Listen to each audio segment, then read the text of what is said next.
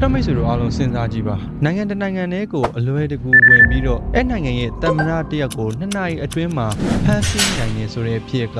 တုံတယုံတက်ဖွဲ့ဒါမှမဟုတ်စစ်တပ်ပဲဖြစ်လုံနိုင်ဖို့ရာကအတော်လေးကိုခတ်ခဲတဲ့အနေအထားတစ်ခုပါဒီလိုကိစ္စမျိုးကိုကြားနေတာတဲ့နောက်မှာကျွန်တော်တွေကဘလို့လောက်တာလဲဘလို့တက်ဖွဲ့မျိုးကလုံနိုင်မှာလဲဆိုပြီးတော့လဲမိကုံတွေအများကြီးကရှိနေပါတယ်အဲ့တော့ဒီနေ့ဗီဒီယိုလေးထဲမှာပြောပြပေးသွားမယ့်အကြောင်းအရာကအခုပြီးခဲ့တဲ့ဇန်နဝါရီလ3ရက်နေ့မှာဗင်နီဇွဲလားနိုင်ငံတမရဖမ်းဆီးခံရတဲ့ကိစ္စနဲ့ပတ်သက်ပြီးဒီဗင်နီဇွဲလားတမရကိုဖမ်းဆီးခဲ့တဲ့စစ်စင်ရေးမှာလှုပ်ဆောင်ခဲ့ကြတဲ့ကဘာပေါ်ကအလို့ဝတ်ဆုံးနဲ့အကောင်းဆုံးဆိုတဲ့အမေရိကန်နိုင်ငံက Delta Force ဆိုတဲ့အဖွဲ့ကဘယ်လိုအဖွဲ့မျိုးလဲသူတို့အဖွဲ့ရဲ့နောက်ွယ်မှာဘာတွေရှိနေသလဲပြီးတော့ဒီဖွဲ့ထဲမှာပါဝင်နေတဲ့သူတွေကဘယ်လိုလူတွေလဲကျွန်တော်တို့ဘာတွေသိထားလို့ရမလဲစသဖြင့်ကျွန်တော်ဒီကိစ္စအကြောင်းအရာနဲ့ပတ်သက်ပြီးတော့အခုချိန်ထိလေးလာထားမိသမျှတွေကိုကျွန်တော်မိတ်ဆွေတို့အတွက်အသေးစိတ်ပြောပြတင်ဆက်ပေးသွားမှာဖြစ်ပါတယ်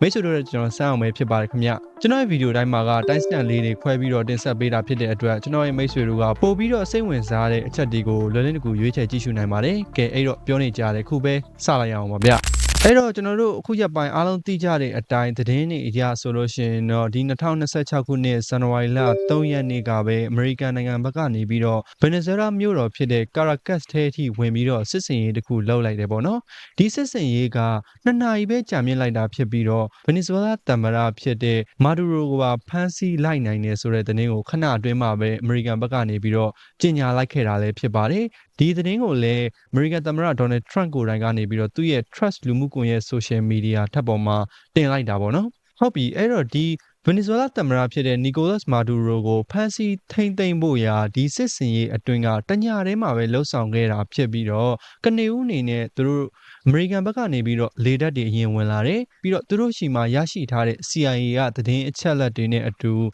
ချက်ချင်းဆိုလိုပဲဗင်နီဇွဲလားနိုင်ငံကရေဒါစနစ်တွေတို့သတင်းတွေထဲမှာဆိုလို့ရှိရင်ဗင်နီဇွဲလားနိုင်ငံရဲ့လျှက်စစ်မီးကိုပါအမေရိကန်ဘက်ကနေပြီးတော့ဖျက်တောက်ပစ်လိုက်တဲ့အခြေအနေမျိုးကိုထုတ်ဖော်ပြောဆိုနေကြတယ်ပေါ့နော်ဒီကိစ္စနဲ့ပတ်သက်ပြီးတော့အမေရိကန်အစိုးရဘက်ကတရားဝင်ဝန်ခံထားတာမျိုးတော့မရှိဘူးအရေးမွက်ပြောဆိုထားမျိုးပဲရှိတယ်အဲ့တော့ဒီစစ်စင်ရေးမှာအရေးကြီးဆုံးကသမရမာဒူရိုကိုဖမ်းဆီးဖို့အတွက်မြေပြင်ပေါ်ကအထူးစစ်စင်ရေးတပ်ဖွဲ့ပဲဖြစ်ပါတယ်ဒီဖွဲ့စည်းရဲ့နာမည်ကတော့ Delta Force ဆိုတဲ့အဖွဲ့ပဲဖြစ်ပါတယ်ကဲအဲ့တော့ဒီဗင်နီဇွဲလားစစ်စင်ရေးနဲ့ပတ်သက်ပြီးတော့လက်တလုံးမှာသတင်းတွေကလည်းအများကြီးထွက်နေတာဖြစ်တဲ့အတွက်ကြောင့်မလို့ဒီလောက်ပဲပြောတော့မယ်ပေါ့နော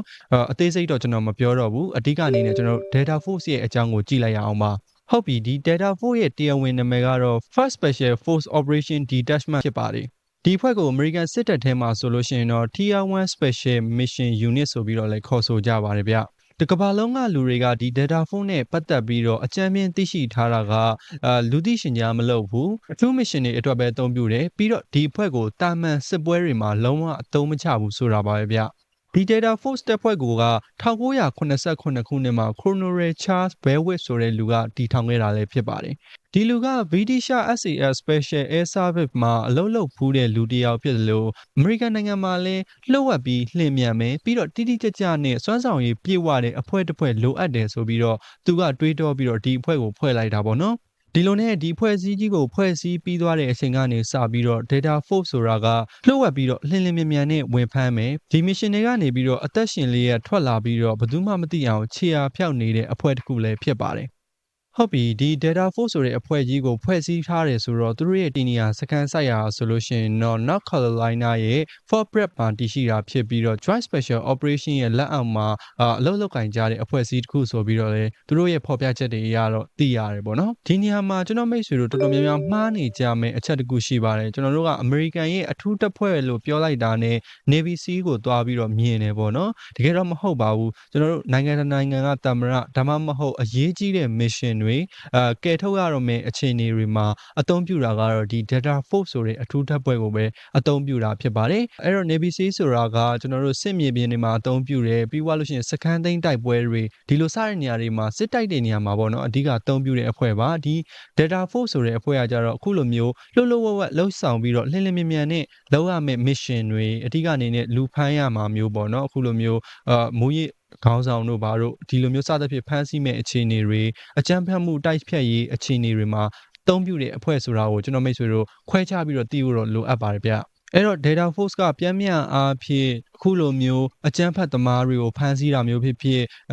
နိုင်ငံတကာနိုင်ငံမှာရှိနေတဲ့မကောင်းတဲ့အကြီးအကဲပိုင်းတွေကိုဝင်ဖမ်းဆီးတဲ့နေရာမှာအသုံးပြုတဲ့ mission တွေကိုပြုလုပ်တာလည်းဖြစ်တယ်လို့တစားကန်တွေဖမ်းနေပြီးွားလို့ရှိရင်အထူး mission တွေကိုပဲလှုပ်ဆောင်တဲ့နေရာမှာ90%လောက်အောင်မြင်အောင်စွမ်းဆောင်ပေးရတဲ့အဖွဲ့ဆိုပြီးတော့လည်းမှတ်ထားလို့ရပါတယ်ဗျ။ဒါ့အပြင်ကျွန်တော်တို့တစ်ခါတရံမှာအရေးကြီးတဲ့လူပုဂ္ဂိုလ်တွေအတွက်ကာကွယ်ရေးလုံခြုံရေးအတွက်ကိုလည်းဒီ Data Force အဖွဲ့တွေကတာဝန်ယူပေးရတဲ့အခြေအနေတွေလည်းရှိတယ်ဆိုပြီးတော့သိရတယ်ပေါ့နော်။အဲ့တော့ဒီမှာကျွန်တော်တို့အားလုံးသတိပြုရမယ့်အချက်က Data Force ဆိုတဲ့အဖွဲ့ကအရန်ကောင်းတယ်တော်တယ်ဆိုပေမဲ့လို့သူ့ရဲ့ကောင်းမွန်မှုတွေကြောင့်မို့လို့ mission တိုင်းလိုကအောင်မြင်လာတာမဟုတ်ဘူးသူ့ရဲ့နောက်ွယ်မှာဆိုလို့ရှိရင်ရှေ့ပြေးအနေနဲ့ CIA ရဲ့သတင်းချက်လက်တိကျစွာပေးမှုတွေကြောင့်မို့လို့ပဲဒီ Data Force ဆိုတဲ့အဖွဲ့ကအောင်မြင်အောင်လှုပ်ဆောင်နိုင်နေဆိုတာကိုလည်းမှတ်သားထားစေချင်ပါတယ်ဗျ။ CIA အနေနဲ့ကအခုဖြစ်သွားတဲ့ကျွန်တော်တို့ Venezuela သမ္မတမာဒူရိုကိုဖမ်းဆီးမယ်ဆိုလို့ရှိရင်ဒီသမ္မတဒီတစ်လအတွင်းမှာဒါမှမဟုတ်2လ3လအတွင်းမှာဘယ်မှာနေတယ်သူဘယ်မှာအိတ်တယ်ဘယ်မှာစားတယ်ဘယ်ကိုသွားတယ်ဘာတွေလုပ်နေတယ်ဆိုတော့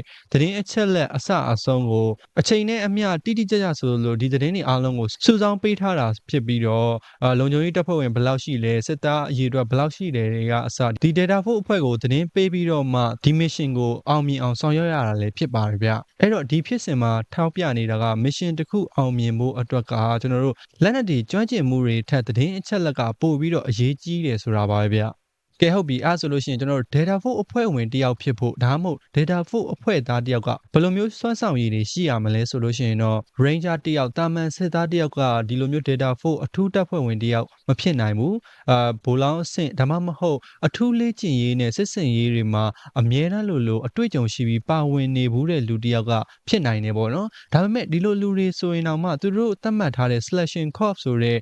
အရန်ကြမ်းတမ်းပြီးတော့ခတ်ခဲတဲ့ရွေးချယ်မှုအဆင့်ဆင့်ကိုကြော်ဖြတ်ရပါတယ်ဗျအထူးချက်အနေနဲ့က24နာရီအတွင်းမှာအဲ့ချိန်တစ်ခုမှမရှိဘူးပြီးွားလို့ရှိရင်အစာလဲဝါလင်းမစားရတဲ့အခြေအနေတစ်ခုအထီးကျန်နေတဲ့အချိန်မှာလူတယောက်ကိုစိတ်ဖိစီးမှုတွေအမျိုးမျိုးပေးပြီးတော့ဆုံးဖြတ်ချက်ကိုဂျင်းတဲ့ချက်ထဲမှာတယောက်တည်းချခိုင်းတဲ့အခြေအနေမျိုးဒီလိုမျိုးစစ်ဆေးမှုတွေကိုအောင်မြင်အောင်ဖြည့်ဆို့ရပါတယ်ပေါ့နော်ဒီလိုမျိုးစစ်ဆေးမှုတွေကိုအောင်မြင်တာကလည်းလူ100မှာ10%တောင်မရှိဘူးဆိုပြီးတော့လဲသူတို့ရဲ့ထုတ်ပြန်မှုတွေကသိရှိရပါတယ်ဗျအခုလိုမျိုးဒီအချက်ကိုအောင်မြင်ပြီးသွားတဲ့လူဆိုလို့ရှိရင်တော့ Operation Training Corps ဆိုတာကိုဖျက်ဆီးရတာဖြစ်ပြီးတော့ဒီထဲမှာကျွန်တော်တို့တိုက်ခိုက်နီးဘောင်းစုံနဲ့အတူ Sniper Marksmanship ဆိုတဲ့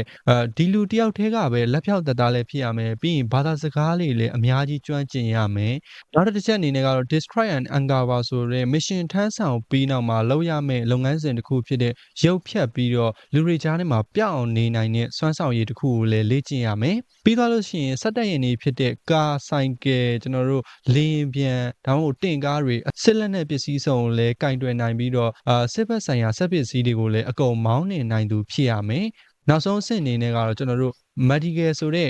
စေပညာပိုင်းဆိုင်ရာကိုလည်းနားလည်ထားပြီးတော့လိုအပ်လာရင်ခွဲစိတ်မှုတွေကအစကိုယ်တိုင်ဝင်လုံနိုင်ရမယ်လူတစ်ယောက်ဖြစ်အောင်သူတို့တွေကလေ့ကျင့်ပေးထားကြရလဲဖြစ်ပါတယ်ဗျအဲ့တော့ကျွန်တော်တို့အားလုံးခြုံငုံပြောရမယ်ဆိုလို့ရှိရင်တော့ဒီ Data Force အဖွဲ့ဝင်တပ်သားတယောက်ကတာမန်စစ်သားတယောက်လုံးဝမဟုတ်ဘူးစစ်စင်ရေးတစ်ခုလုံးကိုအပတ်ကနေပြီးတော့ဥဆောင်နိုင်တဲ့လူတယောက်ဖြစ်အောင်လေ့ကျင့်ပေးထားတဲ့တပ်သားတယောက်ဖြစ်တယ်ဆိုတာကိုလည်းသိရမှာဖြစ်ပါတယ်ဗျဟုတ်ပြီအဲ့တော့ဒီလိုမျိုးစွမ်းဆောင်ရည်ရှိတဲ့လူအားလုံးကိုပဲ Data Force အဖွဲ့ဝင်ဖြစ်တုံးကြတာဖြစ်ပြီးတော့ Data Force အဖွဲ့ဝင်တယောက်ဟာ American နိုင်ငံကလစာအမြင့်ဆုံးနေရာမှာရှိနေတာဖြစ်ပြီးတော့သူတို့အတွက်special pay တွေလည်းရှိတယ်သူတို့ထိခိုက်ဆုံးရှုံးမှုဖြစ်သွားရင်ရော်ချင်းငွေတွေကိုလည်းအမြင့်ဆုံးထားပြီးတော့သတ်မှတ်ပေးထားရဆိုပြီးတော့သိရပါတယ်။သို့ပေမဲ့ချွင်းချက်အနေနဲ့ကတော့သူတို့က Data Force အဖွဲ့ဝင်တဦးဖြစ်တယ်ဆိုတာကိုဘယ်သူမှလည်းမသိရဘူး။အပြင်လူတွေမကဘဲနဲ့သူတို့ရဲ့မိသားစုဝင်တွေဇနီးမယားတွေကအစပေးမသိတဲ့အခြေအနေတွေလည်းရှိတယ်ဆိုပြီးတော့သိရတာပါဗျ။အဲ့တော့ပြောချင်တာကတော့ကျွန်တော်တို့ Hollywood ဇာတ်ကားတွေထဲမှာကြည်ဘူးကြသလိုအထူးအေဂျင့်ပုံစံမျိုးတွေပဲပေါ့နော်ဒီမှာတစ်ချက်အနေနဲ့ကကျွန်တော်တို့ Hollywood ဇာတ်ကားတွေထဲမှာရိုက်ပြထားတာကတယောက်တည်းနဲ့ hero လုပ်တဲ့ပုံစံမျိုးတွေပါဒါပေမဲ့အပြင်လက်တွေ့ဘောက Data Force တွေကတော့အဲ့လိုမဟုတ်ပါဘူးသူတို့ကိုပေးတဲ့ mission တွေကိုတိတိကျကျနဲ့လင်းလင်းမြင်မြင်လှုပ်ဆောင်နိုင်တဲ့အဖွဲ့အစည်းတစ်ခုဆိုတာကိုလည်းကျွန်တော်မိတ်ဆွေတို့ကသိထားရမှာဖြစ်ပါတယ်ဗျဟုတ်ပြီအဲ့တော့ကျွန်တော်တောက်လျှောက်အနေနဲ့ mission တွေအောင်မြင်တယ်ဘလို့လှုပ်ဝက်လှုပ်ဆောင်လဲကျွမ်းကျင်မှုတွေပဲပြောနေတာပေါ့နော်တကယ်လို့သာဒီ Data Force အဖွဲ့ဝင်တွေက mission တစ်ခုမှမအောင်မြင်ခဲ့ဘူးဆိုရင်ဘာတွေဖြစ်လာနိုင်လဲနောက်ဆက်တွဲအကျိုးဆက်တွေကလည်းရှိပါသေးတယ်ဗျပြီးခဲ့တဲ့ရက်ပိုင်းက Venezuela သမ္မတကိုဝင်ဖမ်းခဲ့တဲ့ဖြစ်စဉ်မှာလာ Data Force အဖွဲ့ဝင်တွေက မဖမ်းလိုက်နိုင်ဘူးလွတ်သွားတယ်ပေါ့နော်ဒီစစ်စင်ရေးမအောင်မြင်လိုက်ဘူးဆိုလို့ရှိရင်နိုင်ငံရေးစီရေးတင်းမာမှုတွေဖြစ်လာမယ်အဓိကအနေနဲ့အမေရိကန်နဲ့ဗင်နီဇွဲလားတို့စစ်တိုက်ရမယ့်အခြေအနေထိတောင်မှရောက်ရှိသွားနိုင်ပါတယ်ပြီးတော့ဒီလိုမျိုးမရှင်မှာမအောင်မြင်မဲနဲ့ကြာရှုံးပြီးတော့စစ်စင်ရေးအတွင်းမှာကြံခဲ့တဲ့ data force အဖွဲ့ဝင်တွေကိုသူတို့ကဒီတိုင်းမချန်ခဲ့နိုင်ပါဘူးနောက်ထပ်တစ်ဖွဲ့ကိုထပ်လွတ်ပြီးတော့အလောင်းတွေကိုပြန်တည်ရမှာလည်းဖြစ်ပါတယ်ဗျဒါကြောင့်မို့လို့ဒီလိုမျိုးမရှင်တာတစ်ခုခုလွဲချော်ပြီးတော့မအောင်မြင်ဘူးဆိုလို့ရှိရင်နောက်ထပ်လှုပ်ဆောင်ရမယ့်အကျိုးဆက်နဲ့ mission တွေကပိုကြီးမားသွားလိမ့်မှာလည်းဖြစ်ပါတယ်ဒါကြောင့်မို့လို့ပဲ data force အဖွဲ့ဝင်တွေကမှအခုလိုမျိုးကြီးလေးတဲ့ mission ထမ်းရွက်ဖို့ဆိုလို့ရှိရင်အတွေ့အကြုံရင်းတဲ့လူတွေကိုပဲလွတ်တယ်ဆိုပြီးတော့သိရပါတယ်ဗျ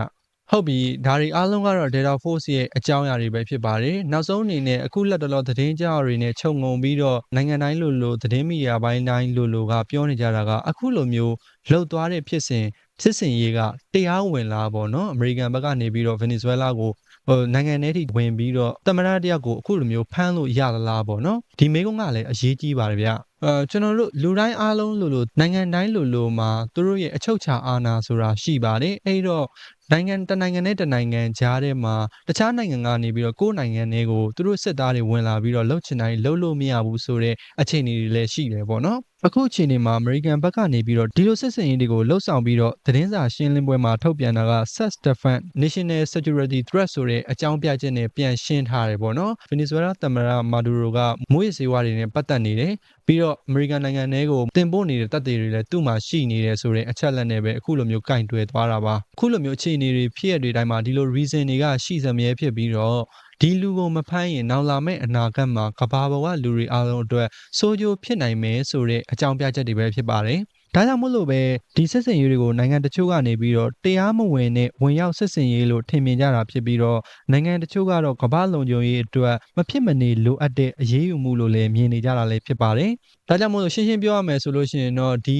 mission တွေဒီစစ်စင်ရေးတွေအားလုံးကကမ္ဘာပေါ်မှာအဖြူမဲမတဲကွဲတဲ့ကိစ္စ great area ဆိုပြီးတော့လည်းခေါ်ဝေါ်သုံးနှုန်းကြပါတယ်ဗျ။အဲ့တော့အနှစ်ချုပ်အနေနဲ့ကတော့ပြီးခဲ့တဲ့ဇန်နဝါရီလ3ရက်နေ့ကဗင်နီဇွဲလားသမ္မတမာဒူရိုကိုဝင်ဖမ်းတဲ့ဖြစ်စဉ်မှာကမ္ဘာလုံးကိုတုံ့လှုပ်သွားစေတာကတော့ data force ရဲ့အကြောင်းအရာနဲ့သူ့ရဲ့အင်အားသူ့ရဲ့စွမ်းဆောင်ရည်တွေပဲဖြစ်ပါတယ်။ဒါပေမဲ့လူတိုင်းမှာအတွေးအမြင်တစ်ခုစီရှိကြတာကြောင့်မို့လို့ဒီအဖွဲ့တွေက